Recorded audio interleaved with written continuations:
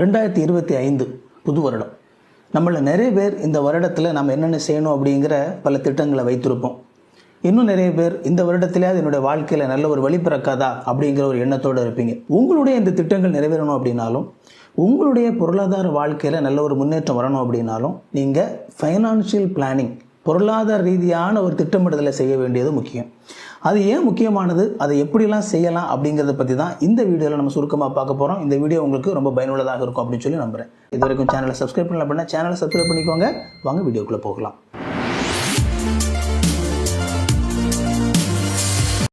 இந்த வருடத்தை சக்ஸஸ்ஃபுல்லாக கடந்து போகிறதுக்கான ஒரு வெஹிக்கிளாக நம்முடைய இயர் பிளானிங் இருக்கும் அப்படின்னா, அந்த வெஹிக்கிளை ரன் பண்ண வைக்கக்கூடிய பெட்ரோலாக நம்முடைய ஃபினான்ஷியல் பிளானிங் இருக்கும். நம்ம பல விஷயங்களை செய்யணும் அப்படின்னு சொல்லி யோசிக்கலாம். ஆனால் அதை செய்கிறதுக்கு எல்லாத்துக்குமே பணம் ஒரு முக்கியமான காரணியாக இருக்கும் அப்படிங்கிறத நம்ம யாருமே மறுக்க மாட்டோம். உதாரணத்துக்கு இந்த வருடத்தில் நான் ஒரு பைக் வாங்கணும் அப்படின்னு சொல்லி யோசிக்கலாம். ஆனால் அந்த பைக் வாங்குறதுக்கான பணம் என்னிடத்துல இருந்தால் மட்டும்தான் என்னால் அந்த பைக்கை வாங்க முடியும். ஸோ நம்ம செய்யணும்னு நினச்சிருக்கக்கூடிய இந்த எல்லா விஷயங்களோடு கூடவும் சேர்ந்து இந்த பொருளாதாரம் அப்படிங்கிற விஷயமும் கூடவே சேர்ந்து வருது. ஸோ அதையும் சேர்ந்து நம்ம திட்டமிட்டால் தான் நாம் செய்யணும்னு நினச்சிருக்கிற விஷயங்களை சக்ஸஸ்ஃபுல்லாக செஞ்சு முடிக்க முடியும். அதனால இப்போ ஸ்டெப்பாக நம்ம அதை எப்படி செய்கிறது அப்படிங்கிறத பார்க்க போகிறோம். அதுக்கு முன்னாடி உங்களுடைய இந்த ஃபைனான்ஷியல் பிளானிங்கில் உங்களுக்கு உதவி செய்கிறதுக்காக சின்னதாக ஒரு பிடிஎஃப் ஒன்று நான் ரெடி பண்ணியிருக்கிறேன். அதற்கான டவுன்லோட் லிங்க் என்னோட டிஸ்கிரிப்ஷனில் கொடுக்குறேன். வீடியோ பார்த்து முடிச்சதுக்கப்புறமா அதை டவுன்லோட் பண்ணி நீங்கள் பிரிண்ட் அவுட் எடுத்துக்கலாம், அல்லது கம்ப்யூட்டரில் கூட அதில் கேட்டிருக்கிற கேள்விகளுக்கு நீங்கள் சரியான விதத்தில் பதிலளிச்சிங்க அப்படின்னா உங்களுக்கு இந்த வருஷத்தை ஃபைனான்ஷியலாக எப்படி திட்டமிடுறது அப்படிங்கிறத பற்றின ஒரு ஐடியா கிடைக்கும். ஸோ வீடியோ பார்த்ததுக்கப்புறமா அதை டவுன்லோட் பண்ணிக்கோங்க.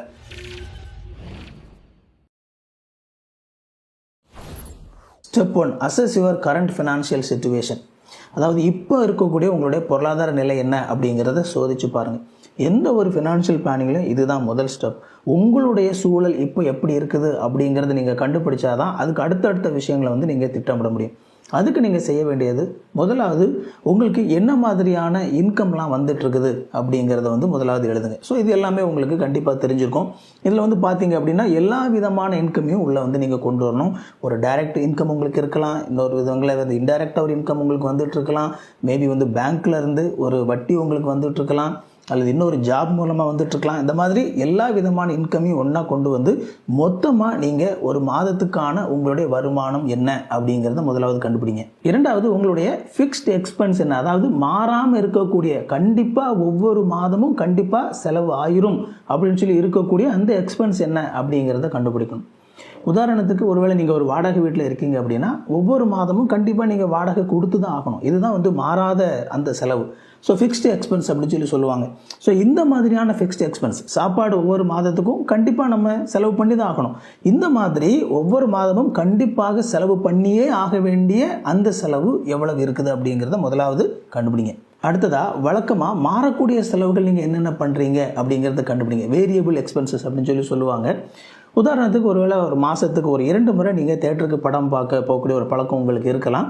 திடீர்னு ஒரு மாதம் நீங்கள் ஒரு முறை மட்டும் போவீங்க, இன்னொரு முறை போகாமல் இருந்துக்குவீங்க. அதாவது உங்களுடைய கட்டுப்பாட்டில் இருக்குது. கண்டிப்பாக செலவு பண்ணி தான் ஆகணும் அப்படிங்கிறது இல்லை, ஆனால் நீங்கள் ரெகுலராக செலவு பண்ணிட்டு இருக்கிறீங்க. இப்படிப்பட்ட செலவுகள், ஆஃபீஸ் போயிட்டு வரும்போது ஒரு குறிப்பிட்ட இடத்துல ஒரு ஸ்நாக்ஸ் சாப்பிடக்கூடிய ஒரு பழக்கம் உங்களுக்கு இருக்குது. நீங்கள் ரெகுலராக பண்ணுறீங்க, ஆனால் கண்டிப்பாக பண்ணி தான் ஆகணும் அப்படிங்கிறதுல ஒரு நாள் நீங்கள் ஸ்கிப் பண்ணலாம்.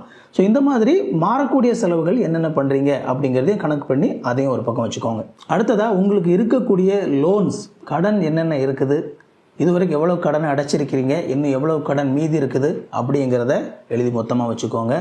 இதுவரைக்கும் எவ்வளவு சேவ் பண்ணியிருக்கிறீங்க, உங்களோட இன்வெஸ்ட்மெண்ட்டில், சேவிங்ஸில், அந்த மாதிரி என்னென்ன விஷயங்கள் உங்கள்கிட்ட இருக்குது இதையும் ஒரு பக்கம் வச்சுக்கோங்க. ஸோ சுருக்கமாக சொல்லணும் அப்படின்னா, உங்களுடைய மொத்த வருமானம் எவ்வளோ வருது, அதில் மாறாத செலவு எவ்வளவு இருக்குது, மாறக்கூடிய செலவு எவ்வளவு இருக்குது, கடன்கள் எவ்வளவு இருக்குது, இன்வெஸ்ட்மெண்ட் எவ்வளவு இருக்குது, இது எல்லாத்தையும் முதலாவது என்னென்ன அப்படிங்கிறத கால்குலேட் பண்ணி வச்சுட்டு தான் நாம் அடுத்த ஸ்டெப்புக்கு போக முடியும். இந்த வீடியோ கண்டிப்பாக உங்களுக்கு பயனுள்ளதாக இருந்திருக்கும் அப்படின்னு சொல்லி நம்புகிறேன். இதில் நீங்கள் கேட்ட விஷயங்கள் உங்களோட நண்பர்களுக்கோ உறவினர்களுக்கோ பயனுள்ளதாக இருக்கும்னு சொல்லி நினச்சிங்க அப்படின்னா அவங்களுக்கு அந்த வீடியோவை ஷேர் பண்ணி விடுங்க. உங்களுக்கு சந்தேகங்கள் இருந்துச்சு அப்படின்னா கமெண்ட்டில் கேளுங்க, அதுக்கு நான் பதில் சொல்கிறேன். வீடியோவை லைக் பண்ணிக்கோங்க, சேனலை சப்ஸ்கிரைப் பண்ணிக்கோங்க, நோட்டிஃபிகேஷன் வேணும்னா பெல் பட்டனை கிளிக் பண்ணிக்கோங்க. இன்னொரு சூப்பரான வீடியோவில் சந்திப்பா friends. Thank you. God bless you.